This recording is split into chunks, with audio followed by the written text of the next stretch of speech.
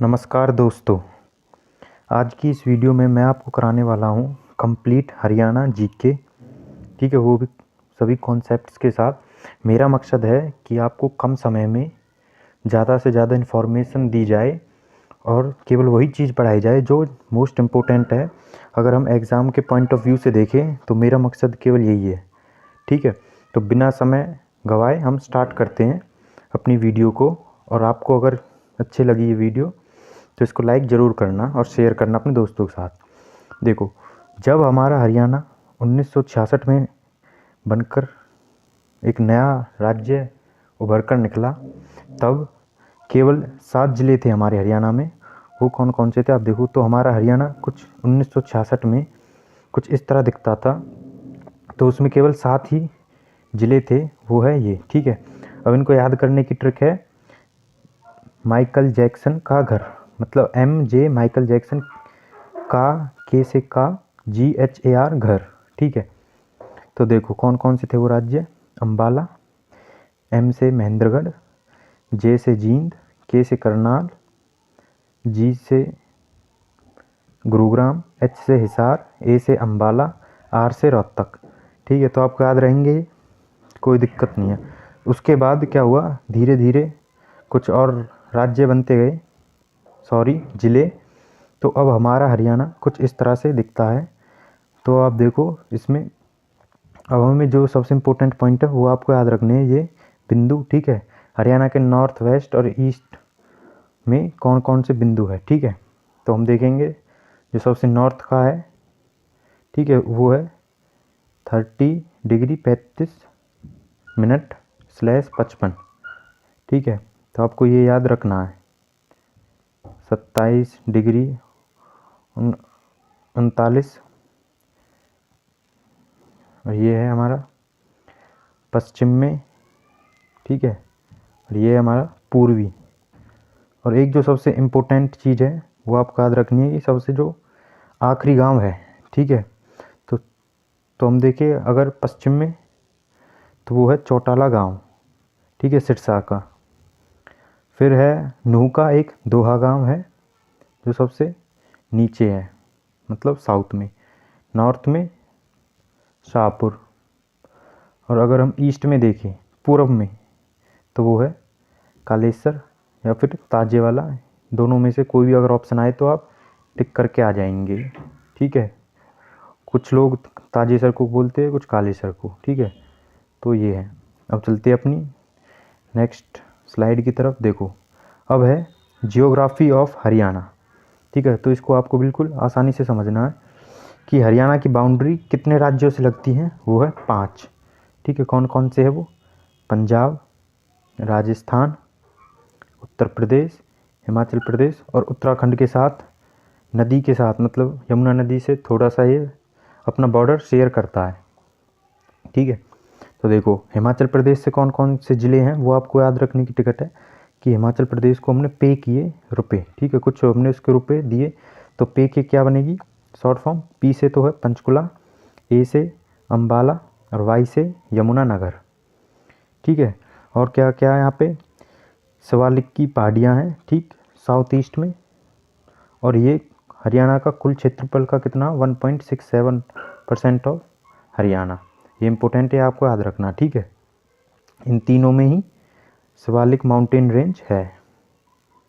फिर है रिवर्स, मतलब नदी कौन कौन सी है शिवालिक माउंटेन रेंज में, तो आपको याद रखना। मैं रस की घूंट पी गया, मैं से मारकंडा, रस से सरस्वती, घ से घग्गर और ट से टांगरी नदी। ठीक है, और पंचकुला से 30 किलोमीटर दूर मोरनी की पहाड़ियाँ हैं, और जिसमें सबसे ऊंची पहाड़ी है करहो, और उसकी लंबाई मतलब ऊंचाई कितनी है, 1514 मीटर। ठीक है, ये आपको याद रखना है। फिर आते हैं हम पंजाब से कितने हमारे जो ज़िले हैं वो लगते हैं, वो है 7। वेस्ट साइड में हमारी नदी है घग्गर नदी। और जो ज़िले हैं वो कौन कौन से, देखो S से सिरसा, फतेहाबाद, जींद, कैथल, कुरुक्षेत्र, अम्बाला और पंचकुला। ठीक है, फिर राजस्थान से 7 लगते हैं, वो देखो सिरसा, हिसार, भिवानी, महेंद्रगढ़, रेवाड़ी, फिर है आपका नूंह और पलवल,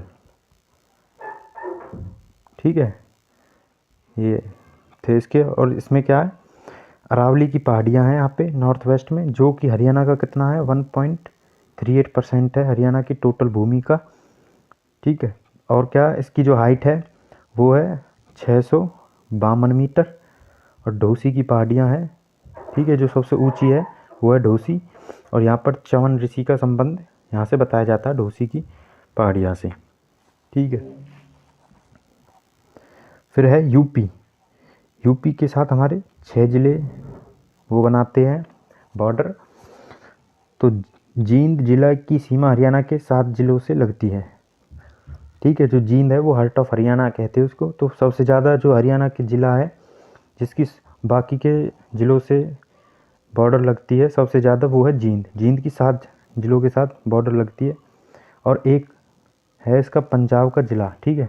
तो टोटल बोल दे तो 8, और अगर हरियाणा से पूछे तो 7, ठीक है। जींद के बाद दूसरे नंबर पे रोहतक। रोहतक की 6 ज़िले के साथ सीमा लगती है।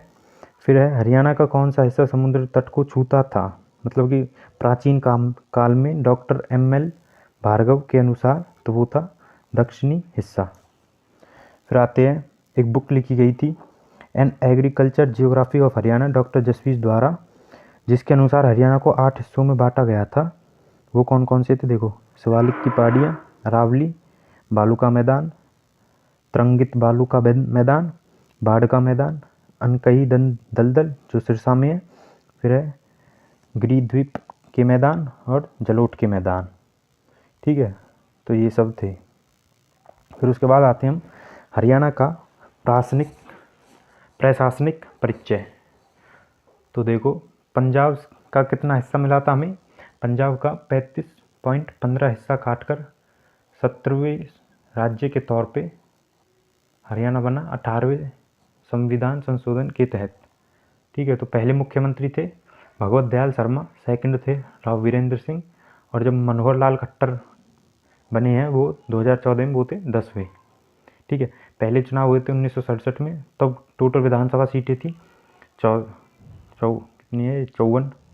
फिर मार्च 1967 में इसको 81 कर दिया गया, जिसमें 10 रिजर्व सीटें थी। 1990 में इसको 90 कर दिया गया और रिजर्व सीटों को 17 कर दिया गया। फिर 2014 में जो 13वीं विधानसभा के चुनाव हुए थे वो आपको याद रखना, जिसमें 13 ही महिला विधायक थी। अब जो सबसे इम्पोर्टेंट है वो है 2019 में 14वीं विधानसभा के चुनाव हुए थे, जिसमें महिलाओं की संख्या केवल 9 रह गई है अब, ठीक है। अब हम याद करते हैं जो रिजर्व सीटें हैं वो कौन कौन सी है, ये सबसे ज़्यादा इम्पोर्टेंट है। तो हमें याद रखना है कि जो रिजर्व सीटें हैं वो कौन कौन सी है, 17 हैं। उन सभी का नाम हम करेंगे एक ट्रिक के साथ, वो है कल मुन्नी जब गुस्से में बावली हुई तो उसने परख लिया, ठीक है। तो देखो कैसे बनेगा कलावली और कालानौर, ठीक है। मैं से मुल्लाना जो है कि अम्बाला में, और नए से है नीलो खेड़ी, जैसे है एक तो है झज्जर, और बै से है बानी खेड़ा। फिर है गे से गुलाचिका जो कि कैथल में है, और सै से शाहबाद। फिर है बावली, बावली से बावल, हुई में है से होडल, और ई से इसराना। उसने के ऊ से बनेगा उकलाना हिसार में, सठोरा यमुनानगर और नरवाना। परख से पै से बनेगा जो है पटौदी, रै से रतिया, और कै से खरखौंदा, ठीक है। तो ये है टोटल 17 सीट जो कि रिजर्व है विधानसभा क्षेत्र के लिए। अब है मंत्रिमंडल, देखो ये सबसे ज़्यादा इम्पोर्टेंट है, ठीक है। कोई ना कोई एग्ज़ाम हो एक क्वेश्चन तो ज़रूर आता है, ठीक है, HSSC का, कि हमारे कृषि मंत्री कौन है या फिर वित्त मंत्री वगैरह। तो देखो सबसे पहले हम करेंगे CM मनोहर लाल खट्टर की बात। तो ये है वित्त मंत्री, जन स्वास्थ्य, अभियंत्री, इलेक्ट्रॉनिक्स तथा संचार मंत्री, सूचना लोक संपर्क एवं भाषा मंत्री। जो सबसे इम्पोर्टेंट है वो है वित्त मंत्री हैं ये, ठीक है। सीएम तो है ही। और अगर आपने हमारे चैनल को अभी तक सब्सक्राइब नहीं किया स्टडी स्टेप्स को, तो सब्सक्राइब कीजिए। ऐसी ही नई नई वीडियोस मैं लाता रहूँगा आपके साथ हरियाणा जीके से रिलेटेड। फिर है दुष्यंत चौटाला, जो कि कौन सी सीट से, उचाना की सीट से हैं। यह है उद्योग एवं वाणिज्य मंत्री, पंचायती राज इनके अंडर है, आबकारी मंत्री, खाद्य मंत्री, राजस्व विभाग, नगर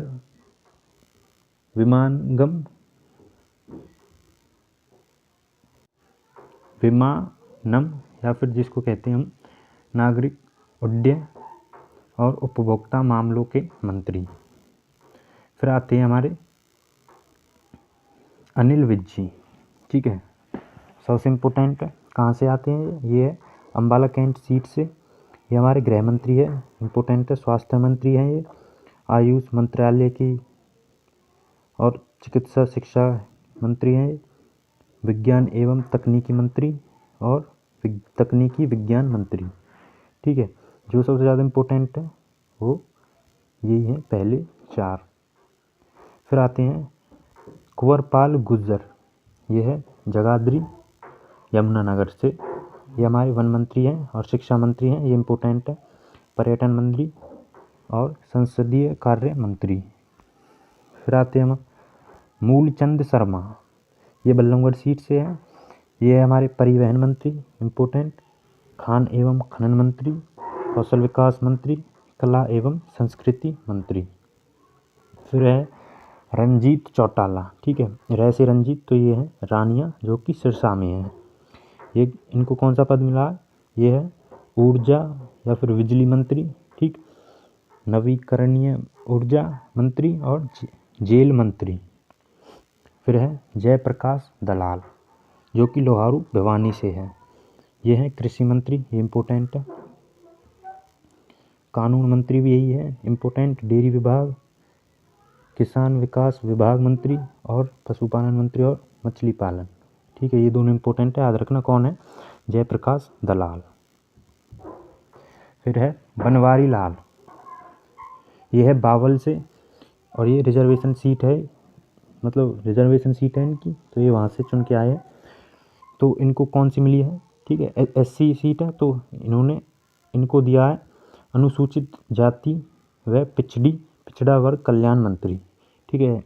इस तरह से याद करना। और सहकारिता मंत्री। अब देखते हैं राज्य मंत्री, वो तो थे कैबिनेट के मंत्री जिनकी हमने बात की थी। अब है राज्य मंत्री हैं। सबसे पहले ओपी यादव नारनौल से हैं। सामाजिक न्याय अधिकारिता मंत्रालय है इनके पास और सैनिक कल्याण है, ये इम्पोर्टेंट है। फिर है कमलेश डांडा, ये कलायत सीट से हैं, महिला बाल विकास मंत्री है। तो जो महिला हमारे एमएलए हैं उनको महिला बाल विकास मंत्रालय दिया गया है। फिर है अनूप दानक, ये उकलाना रिजर्वेशन सीट है और हिसार से हैं ये। इनको दिया है श्रम एवं रोजगार मंत्रालय, पुरातत्व एवं संग्रहालय मंत्री। फिर है संदीप सिंह, स्पोर्ट्स से जुड़े पर्सन है, तो ये है पिहोवा से, तो इनको स्पोर्ट्स से रिलेटेड ही मिनिस्ट्री दी गई है, वो है खेल एवं युवा मामले, ठीक, और प्रकाशन एवं मुद्रण। अब देखो विधानसभा के जो अध्यक्ष हैं वो है ज्ञान चंद गुप्ता पंचकुला से। अब आते हैं कुछ आंकड़ों की तरफ। तो देखो हरियाणा की हम जनसंख्या की बात करेंगे, तो हरियाणा में पहली जनसंख्या हुई थी 1971 में।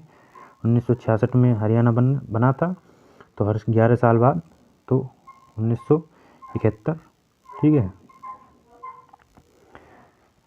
तो देखो 2011 की सेंसस के अनुसार पॉपुलेशन है हरियाणा की 2,53,51,462, जो कि हरियाणा की टोटल पॉपुलेशन का 2.09% है, ठीक है। सबसे अधिक पॉपुलेशन वाला जो शहर है या फिर ज़िले हैं वो है फरीदाबाद पहले नंबर पे, दूसरे पे है हिसार, ठीक है। दूसरे का भी हमें याद रखना, कई बार वो दूसरे नंबर का पूछ लेता है क्वेश्चन।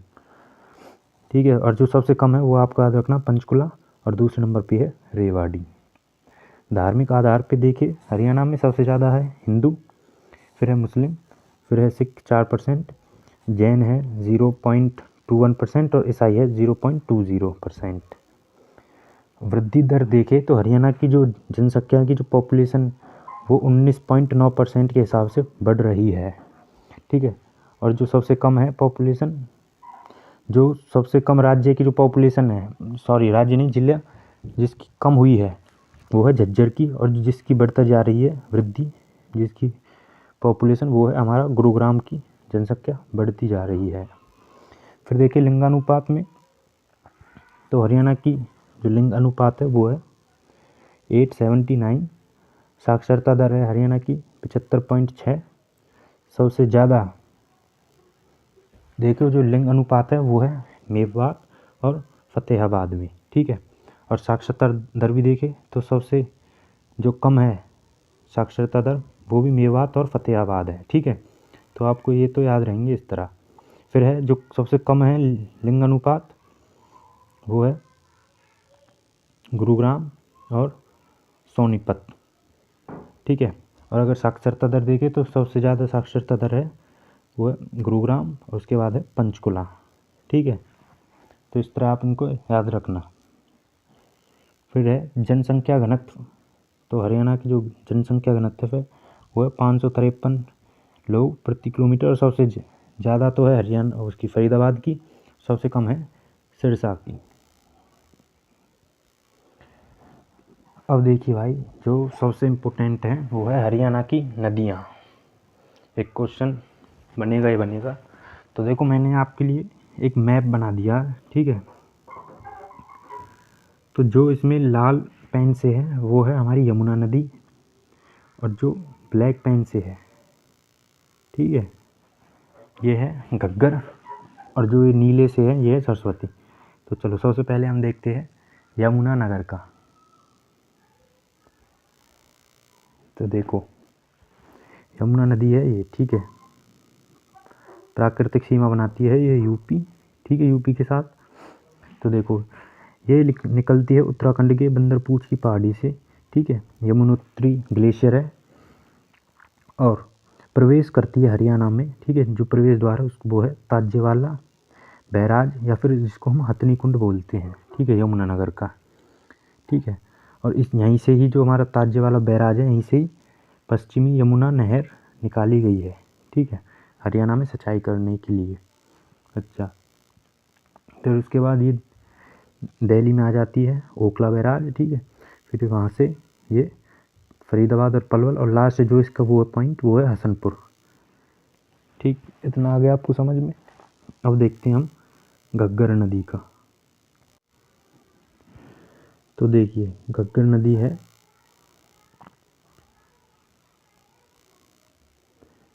घग्गर नदी निकलती है हमारी, जिला जो उसका है हिमाचल प्रदेश का एक ज़िला है सिरमौर। ठीक है। और जगह है डागशाही। ठीक, वहाँ से निकलती है। तो देखो मैं इसको कुछ इस तरह से, ठीक है, तो हम कह सकते हैं जो वेस्ट साइड है, पश्चिमी भाग है, ये वहाँ से गुजरती है। ठीक है, घग्गर नदी।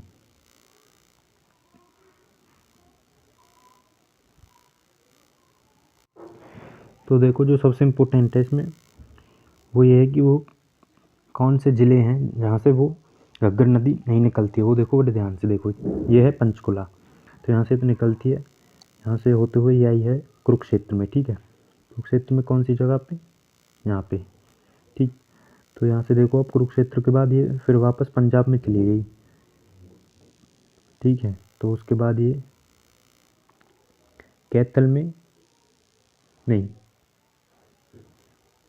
देखो ध्यान से देखो, पंचकुला से आई, कुरुक्षेत्र में इसने एंट्री नहीं ली। ठीक है। तो कुरुक्षेत्र को इसने बाईपास किया, फिर उसके बाद ये कैथल में इसने एंट्री ली। ठीक है। कैथल के बाद फिर ये पंजाब में चली गई, इस बार जींद रह गया। ठीक है। जींद में नहीं गई, पटियाला से होते हुए फिर ये फतेहाबाद में आके सिरसा में, और यहाँ से निकल जाती है। ठीक है, तो ये आपको याद रखना। तो वो कौन से 2 ज़िले हैं जिनमें से नहीं निकलती है, वो है एक तो आपका कुरुक्षेत्र, ठीक है, और एक है जींद। ठीक है, यहाँ से जो घग्गर नदी है वो नहीं निकलती है इन 2 ज़िलों से, तो आपको ये याद रखना है। ठीक है, फिर आती है जो मैंने नीले पेन से किया हुआ, वो है हमारी सरस्वती नदी। ठीक है, तो सरस्वती नदी निकलती है हमारी आदि बद्री से होते हुए ये कुरुक्षेत्र में पेवा जगह से होते हुए ये फिर घग्गर नदी में मिल जाती है। ठीक, अब आते हैं हम कुछ और नदी है जो इम्पोर्टेंट है, वो यहाँ पे देखो।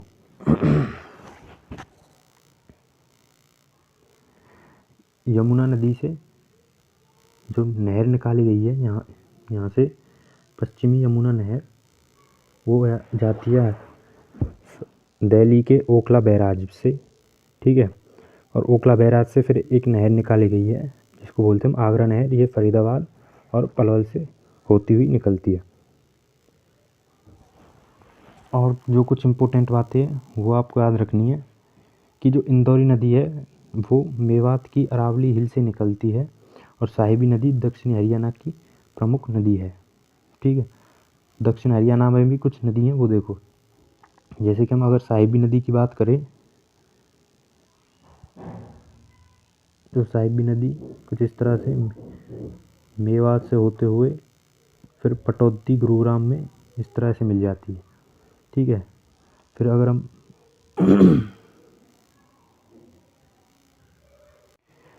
अब देखो हरियाणा की नदियों का जिक्र, तो सबसे पहले ऋग्वेद में हुआ था हरियाणा की नदियों का, फिर वामन पुराण में। प्राचीन समय में जो सरस्वती नदी है वो आर्यों की पवित्र नदी कहलाई जाती है, और पांडवों ने अज्ञातवास के दिन यहाँ पे व्यतीत किए थे। सरस्वती नदी के किनारे जब पांडवों को अज्ञातवास अपना कंप्लीट करना था, तब उन्होंने यहीं सरस्वती नदी के किनारे ही उन्होंने अपना कुछ टाइम बिताया था। फिर आती है टागरी नदी। टागरी नदी पंचकुला और मोरनी हिल की पहाड़ियों से निकलती है। मारकंडा नदी है, प्राचीन नाम था इसका अरुणा। ठीक है, याद रखना, कई बार क्वेश्चन आ चुका है मारकंडा नदी का प्राचीन नाम क्या है, तो आप याद रखेंगे अरुणा। ठीक है, फिर है झील सनीसा अरुणाए गांव में सरस्वती नदी में मिलना। मतलब इसका मतलब क्या है, जो हमारी ये मारकंडा नदी है ये एक झील में मिल जाती है, और उस गांव का नाम है अरुणाए गांव। ठीक है, जहाँ पे हमारी जो ये है झील में विलुप्त हो जाती है एक। ठीक है, ये बताया गया है इसमें। फिर है राक्षी नदी शाहपुर चैताग में। सरस्वती नदी वेदव्यास ने सरस्वती किनारे ही महाभारत को लिखा था।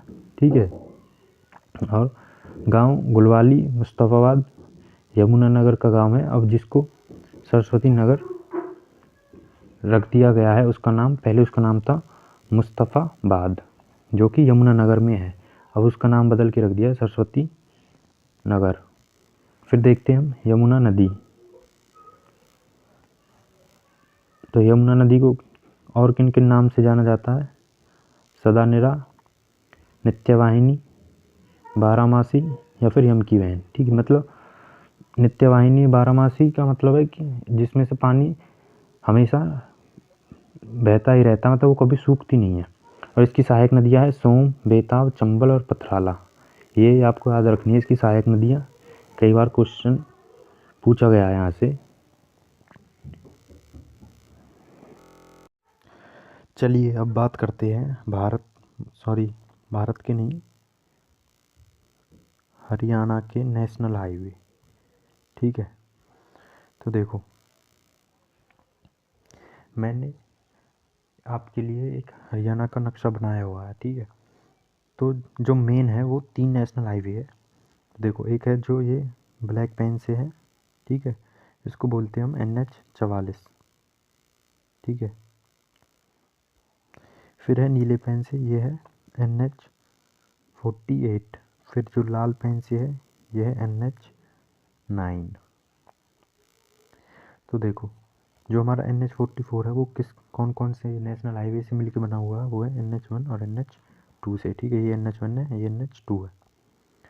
तो देखो जो NH44 है वो हमारा अम्बाला से निकलता हुआ दिल्ली से, फिर वापस से हरियाणा और होडल पलवल से निकलता हुआ यूपी में चला जाता है, आगरा में, यूपी के आगरा में।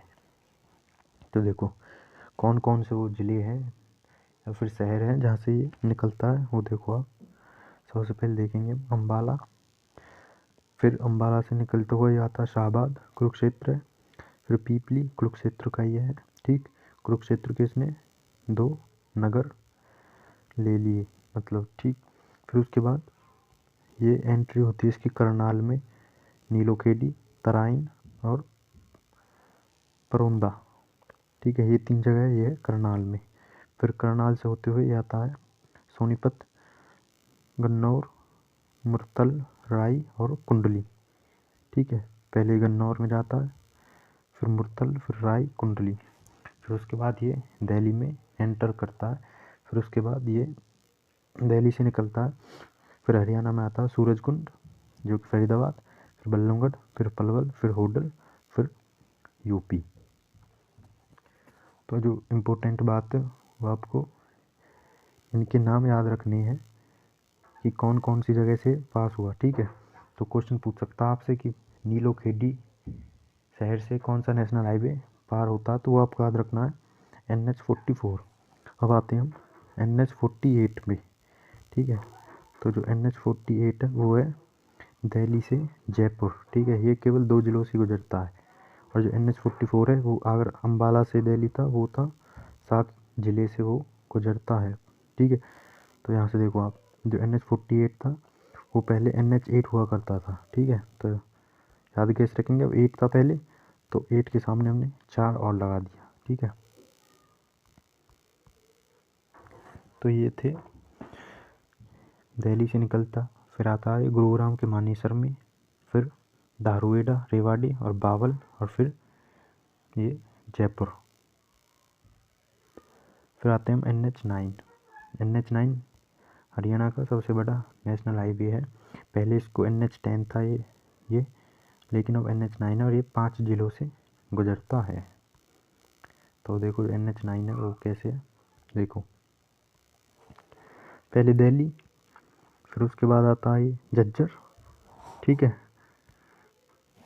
फिर आता है ये सांपला, रोहतक, झांसी, मैम, असुआ, फिर फतेहाबाद, और फिर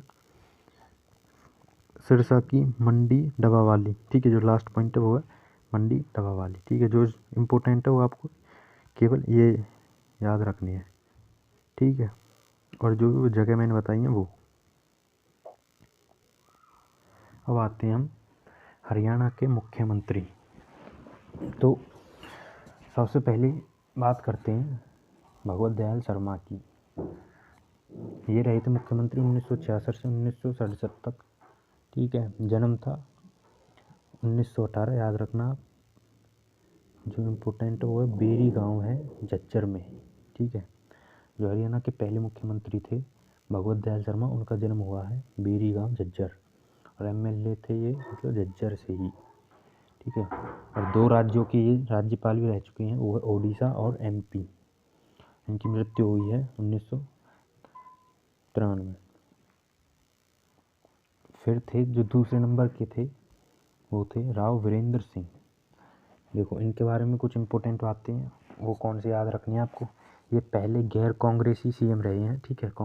मतलब एक इनकी स्वतंत्र पार्टी थी, पार्टी का नाम था हरियाणा विशाल पार्टी, निशान था उसका उगता हुआ सूरज, ठीक है। पहली क्षेत्रीय पार्टी थी, मतलब रीजनल पार्टी थी, कोई सेंटर की कोई पार्टी का वो नहीं था इसमें।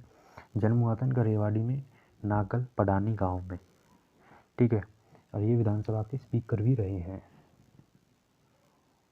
फिर उसके बाद 1967 में राष्ट्रपति शासन लग जाता है, ठीक है। राज्यपाल थे BN चक्रवर्ती उस टाइम। फिर आते हैं बंसीलाल, ठीक है। तो बंसीलाल रहे थे 1968 से 1975, केवल 41 वर्ष की आयु में। तो सबसे यंग हम कह सकते हैं, जो जवान CM है वो थे बंसीलाल। जन्म हुआ था उनका 1927, गोलागढ़ गांव है, ठीक है। उसमें, और ये टेरिटोरियल आर्मी में भी रह चुके हैं वर्ल्ड वॉर सेकंड के दौरान। और तमिलनाडु, मतलब जो तमिल लैंग्वेज थी तमिलनाडु की, इन्होंने उसको सेकंड लैंग्वेज के तौर पे रखा था हरियाणा में, ठीक है। पहली लैंग्वेज थी हिंदी ऑफिशियल लैंग्वेज, और जो दूसरी थी वो थी तमिल। और 1975 में ये भारत सरकार के रक्षा मंत्री भी रहे हैं। बाद में इन्होंने एक पार्टी बनाई थी हरियाणा विकास पार्टी, जिसके चुनाव चिन्ह था लड़की चुनाव चिन्ह। लेकिन फिर बाद में ये हरियाणा उसमें कांग्रेस में विलय हो गई थी पार्टी। तो सबसे जो लंबे समय तक सीएम रहे हैं वो है बंसीलाल, दूसरे नंबर पे है भजन लाल, याद रखना आपको ये दोनों। फिर आते हैं बनारसी दास गुप्ता, ये रहे थे 1975 से 1977, भिवानी गांव से इनका संबंध, ठीक है। हरियाणा विधानसभा के अध्यक्ष रह चुके हैं, और ये 2 बार डिप्टी सीएम भी रह चुके हैं। फिर 1977 में राष्ट्रपति शासन लागू हो जाता है, और राज्यपाल थे उस टाइम सुखलाल, ठीक है, याद रखना आपको। और उस टाइम जो राष्ट्रपति थे वो थे बीडी जत्ती। फिर आते हैं चौधरी देवीलाल, ठीक है, 1977 से 79 तक, 68 वर्ष से मतलब अधिक उम्र थी इनकी जब ये सीएम बने थे। जन्म था तेजाखेड़ा सिरसा, और इनको उपाधि दी गई थी, मतलब उपाधि जो है उनको जननायक कहा जाता है, किंग मेकर भी कहा जाता है। और इनकी जो समाधि है वो है संघर्ष घाट, यमुना नदी तट, ताजमहल के पास, ठीक है। ताजमहल के पास यमुना नदी के किनारे, मतलब वहाँ पे है संघर्ष घाट, इनकी जो समाधि स्थली है। फिर रहे भजनलाल, ये रहे थे 79 से 86 तक, ठीक है। फिर उसके बाद देवीलाल बनते हैं 87 से 89 तक, उसी टाइम ये उप प्रधानमंत्री भी रहे थे। फिर आते हैं ओम प्रकाश चौटाला, 79 उसमें 89 से 90 तक, ठीक है। क्वेश्चन आता है कि जो कम कार्यकाल के लिए सीएम रहा था वो था ओम प्रकाश चौटाला, केवल 6 दिन के लिए, ठीक है। कौन सा? वो 12 जुलाई से 17 जुलाई 1990 तक, केवल 6 दिन के लिए सीएम रहे थे। फिर आते हैं मास्टर हुकुम सिंह, ठीक है। फिर उसके बाद हमारे भूपेंद्र सिंह हुड्डा, जो कि रोहतक से संबंध रखते हैं, सांदी गांव से, जन्म है 1947। तो आज़ाद भारत में जन्मे पहले सीएम हैं भूपेंद्र सिंह हुड्डा, और लगातार लंबे समय तक सीएम भी रहे हैं, ठीक है, कि लगातार 10 साल तक, ठीक है। फिर आते हैं मनोहर लाल खट्टर, जिनका संबंध निदान है रोहतक में 8 मई 1954 में हुआ था। अब देखिए जो ये सबसे इम्पोर्टेंट है, कई बार वो ऋषि मुनियों का क्वेश्चन पूछता है, ठीक है। तो आपको एक ट्रिक तो ये है, KUK में BVCMD है, ठीक है। KUK का मतलब क्या? कुरुक्षेत्र, कि कुरुक्षेत्र जिले में कौन कौन से महान ऋषि मुनि पैदा हुए थे। तो देखो KUK का पता आपको, BV का व्यास ऋषि, जो कि वंशस्थली में हुए थे। फिर आते हैं V से है विश्वामित्र, पेवा कुरुक्षेत्र में महाराजा मिहिर भोज के समय ये ऋषि थे। फिर है C से है चैतन्य महाप्रभु, गोड़ियागढ़ कुबेर तीर्थ है। फिर है मार्कंडेय ऋषि, सरस्वती नदी मार्कंडेय तीर्थ है, इनके नाम पर मार्कंडेय तीर्थ है। फिर है D से है ऋषि दधीची, ठीक है। और यहाँ पे कौन सा है? ज्योतिर्सर तीर्थ, ठीक है। अगर पूछे वो आपसे कि ज्योतिर्सर तीर्थ किस ऋषि से संबंधित है, तो आप याद रखेंगे ऋषि दधीची। फिर आते हैं महेंद्रगढ़ में है सबसे पहले चवन ऋषि, ढोसी की पहाड़ियाँ, ठीक है, ढोसी तीर्थ। फिर P से है, तो इसका उसको शॉर्ट ट्रिक देखो आप, महेंद्रगढ़ का है CPU, ठीक है। C से हो गया चवन ऋषि, P से हो गया पिपलाद ऋषि, और उनका जो तीर्थ स्थल है वो है भगवत तीर्थ स्थल। और U से है उदकल ऋषि, ठीक है, इनका तीर्थ स्थल कोई नहीं है। फिर आती है धर्वासा ऋषि, कुछ इंपॉर्टेंट और है वो देखो। धर्वासा, इनको कहा जाता है बहुत क्रोधित ऋषि हैं ये, ठीक है। यह है दुर्लदन झज्जर से संबंधित है। फिर कपिल मुनि, यह कलायत कैथल से भगवान परशुराम। यह राम राय जींद, बाबा मस्तनाथ, ये इंपॉर्टेंट है, इसको याद रखना। बाबा मस्तनाथ स्थलपुर रोहतक। अगस्त्य ऋषि कपाल मोचन यमुनानगर से, महर्षि जमदग्नि वो है राखी गढ़ी हिसार से, और जो राखी गढ़ी है वो सिंधु सभ्यता का सबसे बड़ा क्षेत्र भी है। ठीक है, जो सिंधु सभ्यता घाटी थी उसका जो सबसे बड़ा क्षेत्र वो है राखी गढ़ी में, हिसार में। और देखो, अब देखते हैं हम हरियाणा की तिगड़ी। ठीक है, मतलब कौन सी 3 चीज़ें थी जो हरियाणा में हुई थी। ठीक है, तो 3 चीज़ें पढ़ेंगे हम हरियाणा में क्या क्या हुआ था वो देखो। सबसे पहले राष्ट्रपति शासन 3 बार लगे थे, वो आपको याद रखना। पहला था, डेट ये रही आपके पास, 21 नवंबर 1967 में राष्ट्रपति थे जाकिर हुसैन। फिर 30/4/77 में राष्ट्रपति थे BD जत्ती। फिर थे 4/4/91 में, उस समय थे RS वेकेंट रमन।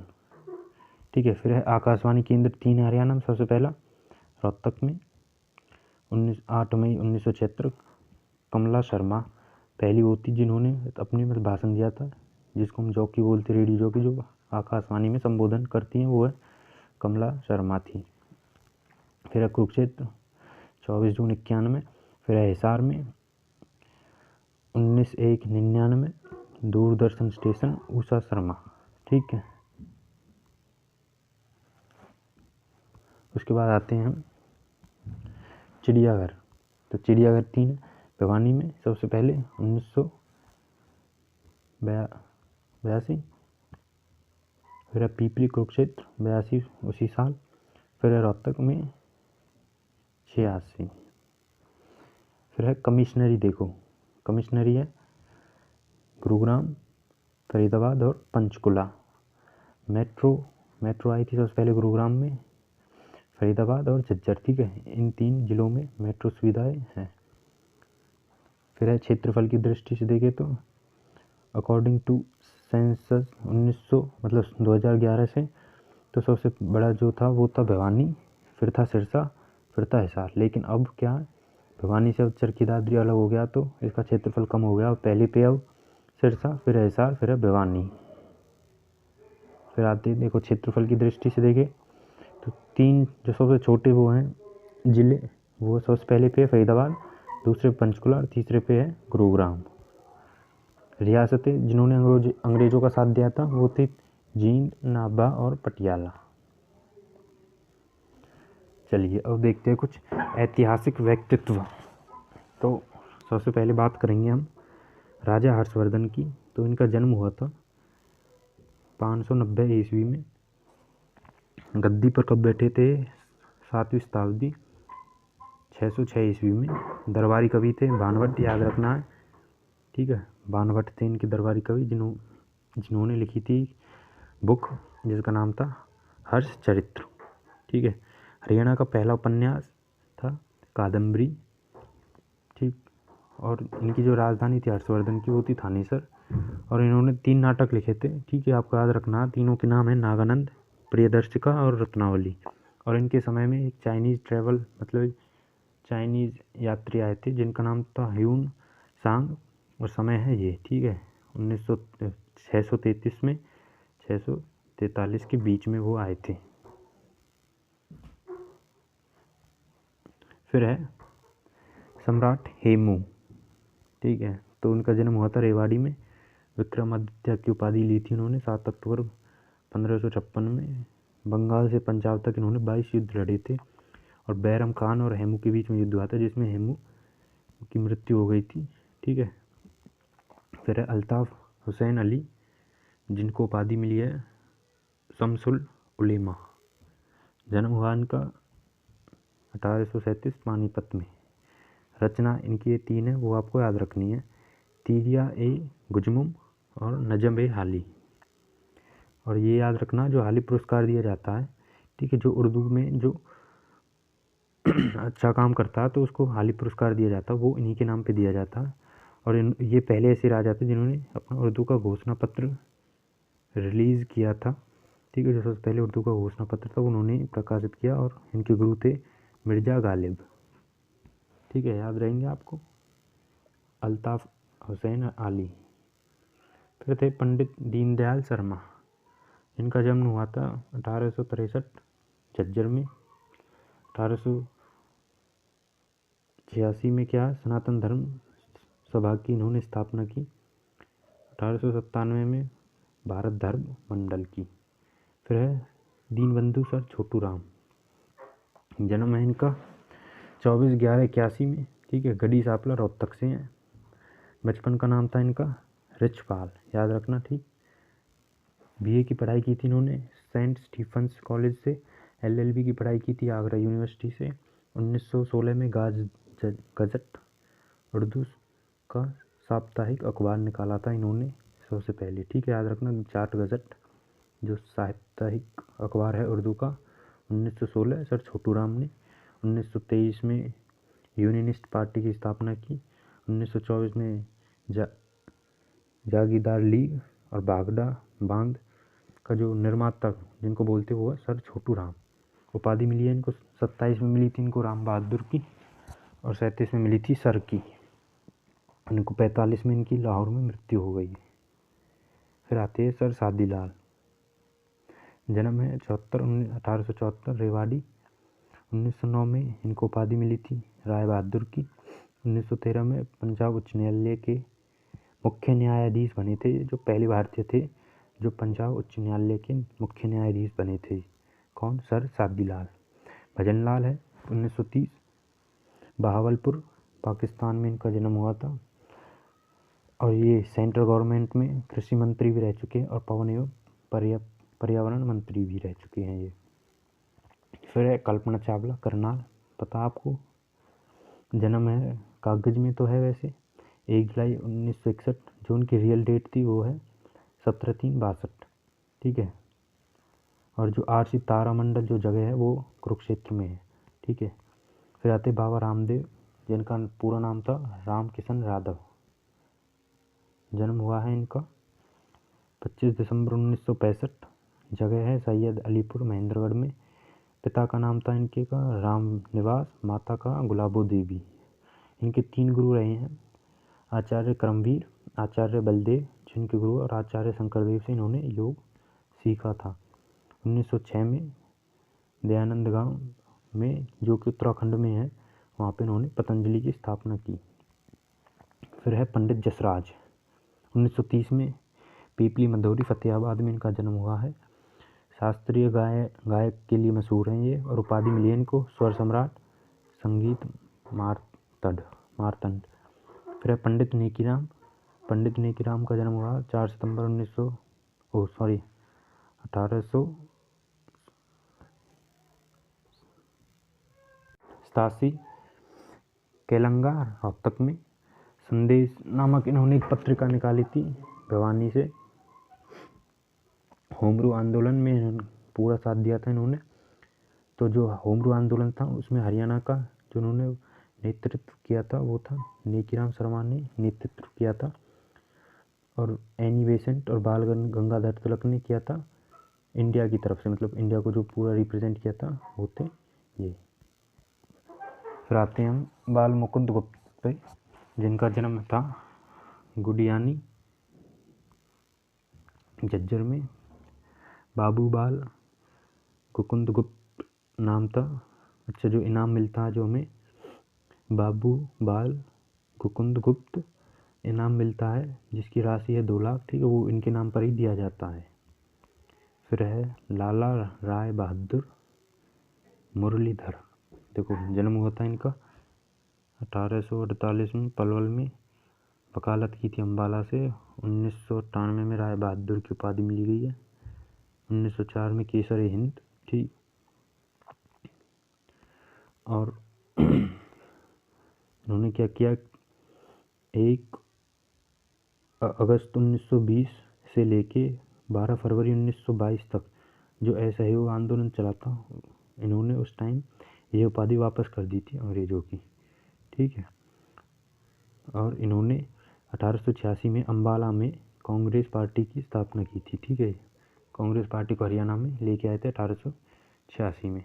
फिर आते हैं श्री राम शर्मा पे। तो जो श्री राम शर्मा हैं उनका जन्म हुआ है 1 अक्टूबर 1899 झज्जर में। समाचार पत्र निकाला है इन्होंने, ये इम्पोर्टेंट है, हरियाणा तिलक, ठीक है। समाचार पत्र के ऊपर एक वीडियो आएगी, इसी वीडियो में ठीक है। जो तो उसमें बहुत ही पूरा डिटेल से बताया हुआ है कौन कौन से व्यक्ति ने कौन सा समाचार पत्र, साप्ताहिक पत्रिका वगैरह सब कुछ बताई हुई है, तो टेंशन लेने वाली बात नहीं है। फिर है किताब, तो इन्होंने 2 किताब लिखी हैं, हरियाणा का इतिहास और हरियाणा के नवरत्न और इनकी मृत्यु इस समय हो जाती है। तो बात करेंगे हरियाणा के खेल पुरस्कार की। तो देखो सबसे पहले बात करते हैं भीम पुरस्कार। भीम पुरस्कार की शुरुआत हुई थी 2001 में। सर्वोच्च पुरस्कार है ये, ठीक है। जो सबसे हाईएस्ट कोई पुरस्कार है हरियाणा में वो है भीम पुरस्कार। इसकी पुरस्कार राशि है 5 लाख रुपए, ठीक है। इसको अर्जुन अवार्ड के बराबर भी बोला जाता है, मतलब, ठीक है। और राज्यपाल द्वारा दिया जाता है, ठीक है। और फिर है हरियाणा शारीरिक गतिविधि खेल नीति, ठीक। उसके तहत क्या है, जो कि 12 जनवरी 2015 को शुरुआत की थी इसकी शारीरिक गतिविधि खेल नीति की। तो इसके अंदर क्या व्यायामशाला खोला जाएंगी 6000 गाँवों में, ठीक है। जिम खोली जाएंगी। और हरियाणा प्रीमियर लीग, जैसे IPL होता है तो ऐसे ही हरियाणा अपनी खुद की प्रीमियर लीग लॉन्च करेगा, ठीक है। फिर होता है माउंट एवरेस्ट। अगर कोई माउंट एवरेस्ट पे फतेह करता है तो उसे मिलते हैं 11 लाख रुपए, ठीक है। फिर है गुरु वरिष्ठ पुरस्कार, जो मिलता है कोच को, उसकी राशि है 3 लाख। फिर है डॉक्टर राधा स्वामी कृष्ण पुरस्कार, वो मिलता है PTI या फिर DP को, 2 लाख है इसकी इनाम राशि। फिर आता है विक्रमादित्य पुरस्कार, वो मिलता है रेफरी और एम्पायर को। फिर है महाराणा प्रताप पुरस्कार, लाइफ टाइम अचीवमेंट पुरस्कार, उसकी राशि है 2 लाख। रानी लक्ष्मीबाई, ये मिलता है लड़कियों को, इसकी है 2 लाख इनाम राशि। एकलव्य पुरस्कार मिलता है जूनियर लेवल की खिलाड़ियों को, उनकी है 2 लाख। फिर है बेस्ट एसोसिएशन अवार्ड, ये मिलता है किसी भी एसोसिएशन को, उसकी राशि है 5 लाख। फिर है पदक राशि, ठीक है। अगर कोई ओलंपिक में गोल्ड लेके आता तो उसे मिलते 6 करोड़, सिल्वर लेके आता तो 4 करोड़, ब्रॉन्ज तो उसे 2.5 करोड़। अगर कोई एशियन गेम्स में गोल्ड लेके आता तो उसको 3 करोड़, सिल्वर पे 1.5, 75 है ब्रॉन्ज पे। कॉमनवेल्थ में 1.5 है गोल्ड पे, 45 सिल्वर और 50 ब्रॉन्ज। अब देखते हैं हम पुरस्कार एवं सम्मान, ठीक है। तो भारत के अंदर 6 अकादमी है। तो सबसे पहले देखो, सबसे पहले हरियाणा साहित्य अकेडमी 1970 में हेड ऑफिस है पंचकुला में, पत्रिका निकालती है ये हरिगंधा के नाम से। फिर दूसरी है हरियाणा ग्रंथ अकेदमी, ठीक। तीसरी है हरियाणा उर्दू अकेदमी, ये इंपॉर्टेंट है, ये देखो ऑफिस है इसका पंचकुला में, ठीक है। पुरस्कार मिलता है हाली पुरस्कार, जिसकी इनाम राशि है 1, ठीक है, ठीक। फिर उसके बाद आते हैं हम हरियाणा संस्कृत अकेदमी, पत्रिका है हरिप्रभा। हरियाणा इतिहास एवं संस्कृति अकेडमी, फिर है हरियाणा पंजाबी साहित्य अकेदमी, ठीक। अब देखो, अब है कुछ पुरस्कार और उनकी राशियाँ। तो सबसे पहले आजीवन साहित्य साधना पुरस्कार, वो है 7 लाख रुपए मिलते हैं इसमें, और उसकी न्यूनतम आयु होनी चाहिए 65 वर्ष। फिर है सूर सम्मान, 5 लाख है इसकी पुरस्कार राशि। फिर है पंडित माधव प्रसाद मिश्र, ठीक है। तो ये है हरियाणा का साहित्य रत्न पुरस्कार, जिसमें 2.5 लाख रुपए मिलते हैं और 60 वर्ष की उम्र होनी चाहिए। फिर है बाबू बाल मुकुंद गुप्त सम्मान, 2 लाख है इसकी राशि। लाला देशबंधु गुप्त, 2 लाख है। पंडित लक्ष्मीचंद, ठीक है, ये मिलता है कला पे, साहित्य फिर भाषा में, तो 2 लाख रुपए है इसकी भी। जन कवि मेहर सिंह पुरस्कार, 2 लाख है इसकी। आदित्य अल्हड हास्य पुरस्कार, 2 लाख, ठीक है। और श्रेष्ठ महिला रचनाकार पुरस्कार, इसकी भी 2 लाख है। और इनकी जो आयु है इन सभी की, यह है 45 वर्ष, लेकिन हरियाणा गौरव सम्मान में है, इसमें आयु है 50 वर्ष और पुरस्कार राशि है 2 लाख। अब देखते हैं हम हरियाणा बजट 21-22, ठीक। तो हरियाणा बजट पारित हुआ था 12 मार्च 2021 को। तो भगवान श्री गणेश का श्लोक पढ़कर बजट पेश किया गया था। केंद्र बिंदु क्या थे? केंद्र बिंदु यही थे कि पूंजी निवेश के माध्यम से अर्थव्यवस्था को मजबूत करना, मतलब जो विदेशी कंपनियां हैं जैसे गूगल, एप्पल, फिर ये सभी भारत मतलब हरियाणा में इन्वेस्ट करें, ठीक है। तो विदेशी कंपनियों को हरियाणा में इन्वेस्ट करें, जिससे कि हमारी जो अर्थव्यवस्था है वो और मजबूत हो, ठीक है। तो इसमें कुछ MLA ने, जितने भी MLA थे, उन्होंने अपने 410 सुझाव पेश किए थे सरकार ने, ठीक। तो इसके अकॉर्डिंग क्या सुझाव, उसमें बजट के अनुसार भारत की प्रति व्यक्ति आय कितनी है? 2,39,535, रुपये प्रति व्यक्ति प्रति साल। ठीक, कुल बजट है 1,55,645 करोड़ का। ठीक है, पिछली बजट से 13% ज़्यादा।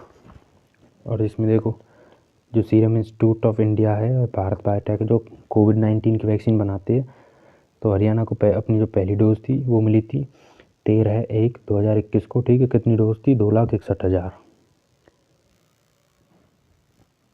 अब करते हैं हम डिस्ट्रेस राशन टोकन स्कीम वाला हरियाणा पहला ऐसा राज्य बना था। ठीक है, फिर है सीएम अंत्योदय स्थान अभियान, ये है 12/3/2021 को ही हरियाणा गवर्नमेंट ने इसे लॉन्च किया है।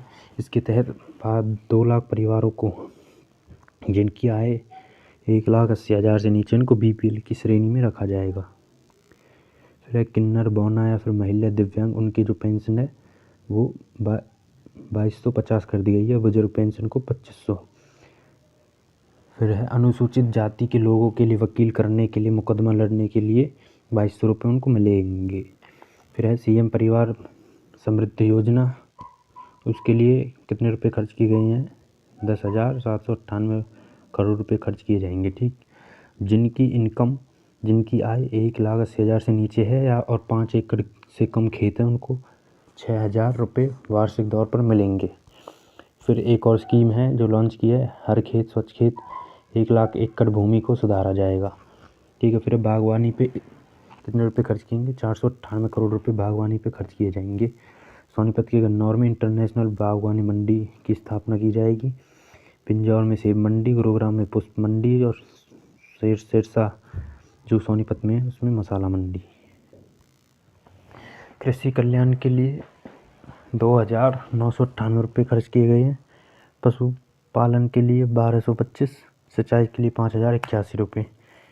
फिर है जन स्वास्थ्य एवं अभियंत्रण, इसमें 3,402 करोड़, जिसमें से जो इंडियन गवर्नमेंट है उसका तो लक्ष्य है कि हर घर में नल हो पीने के लिए, वो तो है 2024 तक वो अपना लक्ष्य पूरा करने के लिए तैयार है, लेकिन हरियाणा गवर्नमेंट उसको 2 साल पहले ही पूरा करने के मकसद से इस पे काम करेगी। ठीक, तो उस हरियाणा गवर्नमेंट का मकसद है कि 2022 तक हर घर में नल हो। स्वास्थ्य एवं खेल, ठीक है, इस पे खर्च किए गए हैं 31 करोड़ रुपए। देखो, करनाल पंडित दीनदयाल उपाध्याय मेडिकल खोला जाएगा, भिवानी में पंडित मंगल सेन मेडिकल कॉलेज खोला जाएगा, फरीदाबाद में अटल बिहारी वाजपेयी मेडिकल कॉलेज, याद रखना, ठीक है, इंपॉर्टेंट है, आ सकता है करंट में। फिर अग्रोहा में कैंसर विज्ञान केंद्र खोला जाएगा।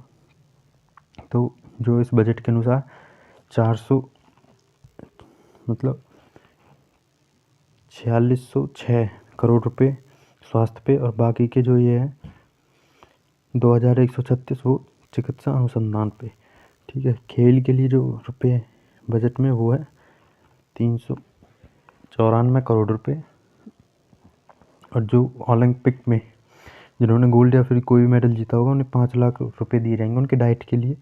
खेलो इंडिया यूथ गेम्स जो कि 2021 में होगा, उसको हरियाणा होस्ट करेगा, मतलब वो हरियाणा में होंगे वो खेल। ठीक, फिर है शिक्षा पे 18,410 करोड़ रुपये खर्च किए जाएंगे, जिसके अंदर एक फिल्म सिटी बनाई जाएगी। ठीक है, पिंजौर और गुरुग्राम, उस पर 50 करोड़ रुपए खर्च किए जाएंगे। ठीक, और हरियाणा में एक सेंट्रल यूनिवर्सिटी है अभी तक, एक स्टेट यूनिवर्सिटी है और 24 प्राइवेट यूनिवर्सिटी है जो हरियाणा गवर्नमेंट है उसके अनुसार।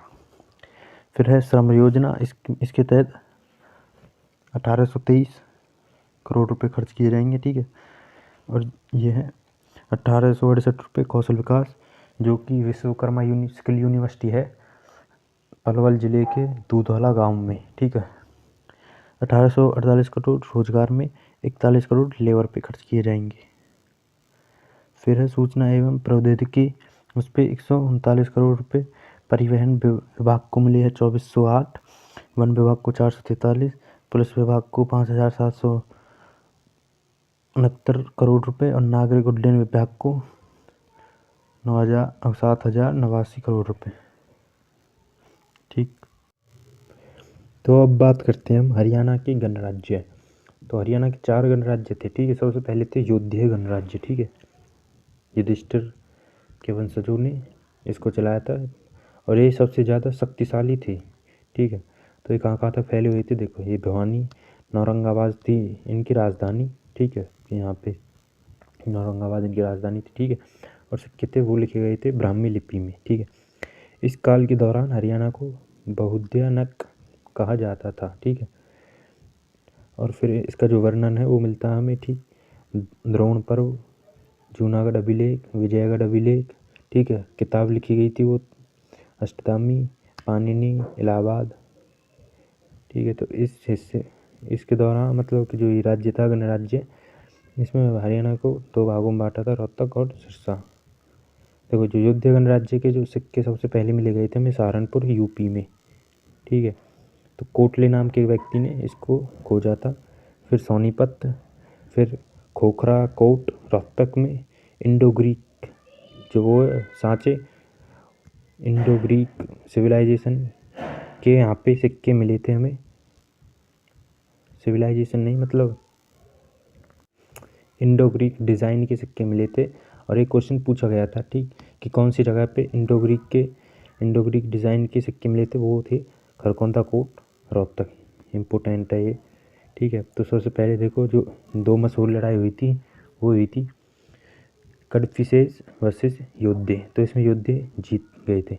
फिर हुई थी कनिष्क वर्सेस योद्धे, इसमें भी वो जीत गए थे। ठीक, फिर होती है समुद्रगुप्त वर्सेस योद्धे, तो इस समय क्या समुद्रगुप्त जीत जाते हैं और योद्धे हार जाते हैं, धीरे धीरे उनका पतन होने लगता है। ठीक है, और जो मोहर मिली है युद्ध गणराज्य के समय की वो मिली है औरंगाबाद, क्योंकि यही इनकी राजधानी थी, तो यहाँ पे हमें मोहर भी मिली थी। फिर आते हैं हम अग्र गणराज्य पे। ठीक है, 4 गणराज्य थे, दूसरा है अग्र गणराज्य। तो इसके दौरान जो सिक्के प्राप्त हुए थे 9 सिक्के प्राप्त हुए हमें बरवाला। ठीक, और 51 हुए हैं अग्रोहा। इनकी राजधानी थी वो थी अग्रोहा। ये इंपॉर्टेंट है, आपको इसे याद रखना, और ये कुछ बुक्स हैं। फिर है कुनिंद गणराज्य जो कि अम्बाला के जो प्रेजेंट डे पे जहाँ पे अम्बाला वहाँ पे हुआ करता था। सिक्के थे शून्य। ठीक है, जगाधरी, बुढ़िया, करनाल। ये ज़्यादा इम्पोर्टेंट नहीं है। फिर आते हैं अर्जुनान्य गणराज्य जो कि महेंद्रगढ़ के इलाके में था। किताब थी अष्टाधापी पाणिनि, प्रयाग प्रसिद्धि पत्र, और सुंदरगुप्त ने अनुराज्य गणराज्य को जीत कर वापस कर दिया था। ठीक, इसके बाद आते हैं हरियाणा के लोक नृत्य। ये मैं पहले करा चुका हूँ वीडियो में, अगर नहीं देखी आपने तो उसको देखना, वहाँ पे अच्छे से इसको बताया हुआ मैंने। फिर आते हैं गांधी और हरियाणा, मतलब गांधी के समय में हरियाणा में क्या क्या घटनाएं हुई और वो हरियाणा कब कब आए थे। तो वैसे हम सब जानते हैं जन्म हुआ था इस डेट को, अफ्रीका गए थे 1895 में और वापस आए थे 9 जनवरी 1915। और इसी दिन को हरियाणा मतलब भारत प्रवासी भारतीय दिवस मनाया जाता है। 10 अप्रैल 1919 को ये पहली बार पलवल के रेलवे स्टेशन से इनकी गिरफ्तारी हुई थी। देखो भवानी आते हैं ये 22 अक्टूबर 1920 को। ठीक, अम्बाला डिवीज़न में आते हैं, लाला मुरलीधर होते हैं उस टाइम अध्यक्ष। ठीक, और इन्होंने पहली बार जो ब्रिटिश गवर्नमेंट थी, अंग्रेज़ों की जो सरकार थी, उसको शैतान सरकार के उस मतलब संबोधित किया था, शैतान सरकार कहकर उसको संबोधित किया था। ठीक है, तो आप याद रखना कब, जब वो भिवानी आए थे। फिर थे रोहतक 17 फरवरी 1921। ठीक है, मौलाना आज़ाद के साथ आए थे और वहाँ पे फिर वैश्य नेशनल हाई स्कूल में गए थे, अब वो है जाट स्कूल। ठीक, 30 अप्रैल 1919 में हिसार से गिरफ्तार हुए थे। ठीक है, फिर थे अम्बाला आए थे 8 मार्च 1921 और इन्होंने कहा था कि ये मेरा लास्ट है, इसके बाद मैं अम्बाला नहीं आऊँगा, मतलब आखिरी भ्रमण। ठीक, फिर थे कालानौर 16 फरवरी 1921। अब देखो आज़ादी के बाद 2 दिसंबर 1947 को 2 जगह जाते हैं। ठीक है, पंडित श्री राम शर्मा और चौधरी रणवीर हुड्डा। ठीक है, इन दोनों ने गांधी जी को बुलाया था। पहले जाते हैं ये मेवात में, यासीन खान ने बुलाया था इन्होंने, वहाँ पे सत्यमेव जयते का वहाँ पर उन्होंने वर्णन किया। मौलाना लक्काउल्ला ने कहा था कि मैं तो अपने वतन में ही मरूंगा, ठीक है। उन्होंने पाकिस्तान जाने से मना कर दिया था, ठीक। तो ऐसे, और फिर उसी दिन को जाते हैं पानीपत को, ठीक है। अब देख लेते हैं कुछ किले और संग्रहालय हरियाणा में। तो देखो, सबसे पहले पंचकुला में देखते हैं हम। पंचकुला में पड़ता है हमारा रामगढ़ का किला, ठीक है। बनाया था किसने? चंदेल राजपूत ने। फिर है कैक्टस गार्डन, एशिया का सबसे बड़ा जो गार्डन है वो, ठीक है, डॉक्टर एस सकरिया ने बनवाया था इसे।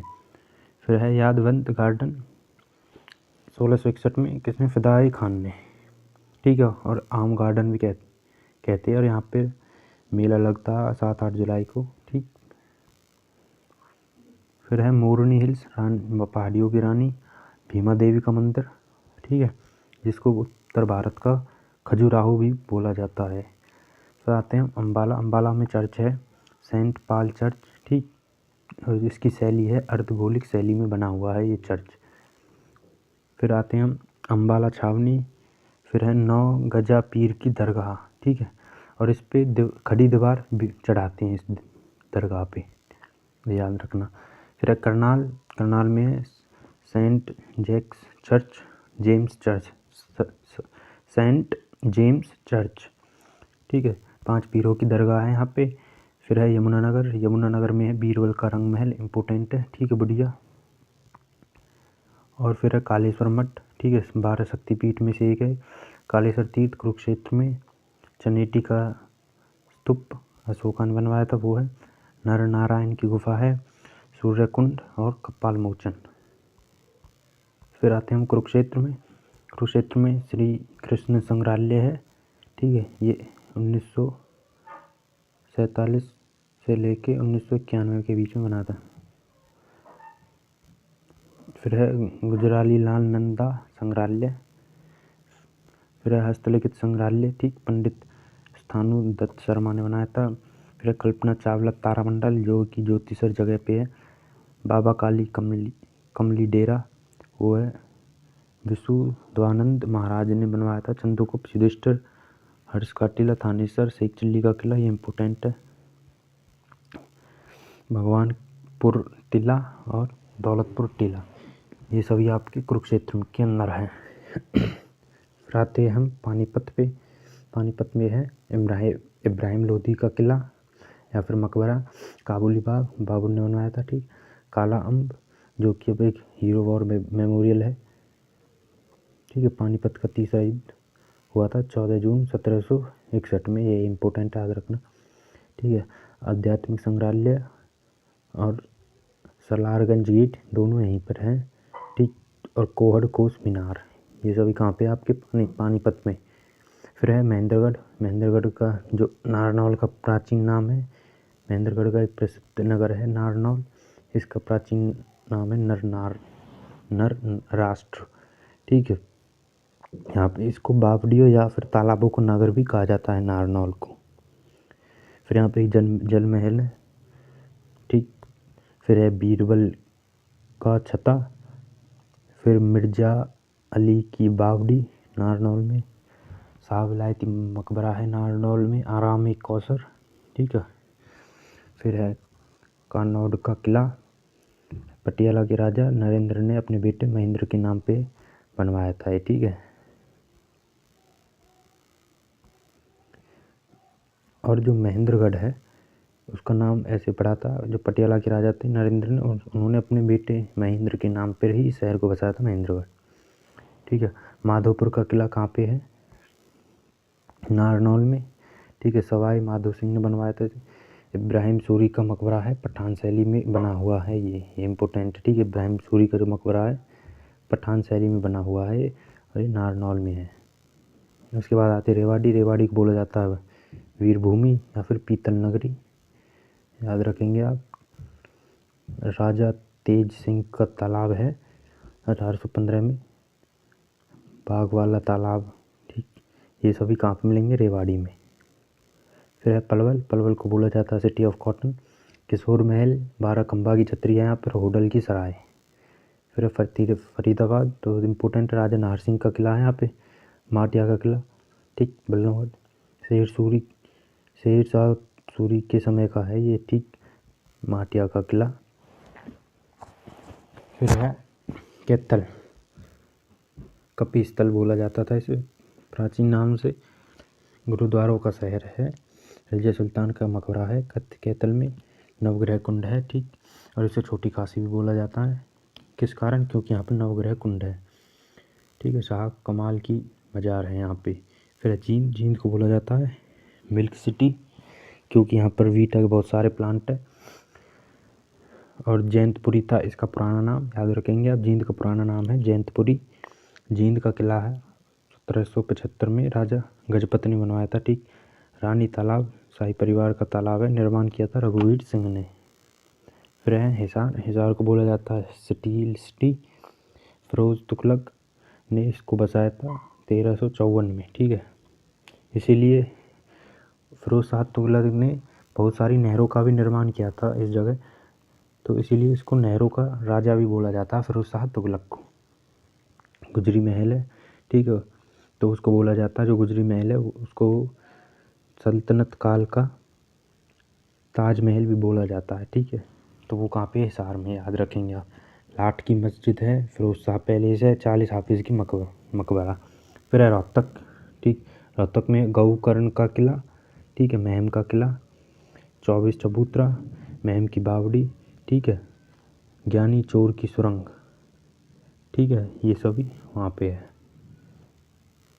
जो थोड़ा सा रिलेशन है ज्ञानी चोर की सुरंग, वो महम की बावड़ी से इसका थोड़ा सा संबंध है, ये आप याद रखेंगे। फिर है भिवानी, भिवानी को बोला जाता है मिनी क्यूबा, ठीक है, भारत की छोटी काशी।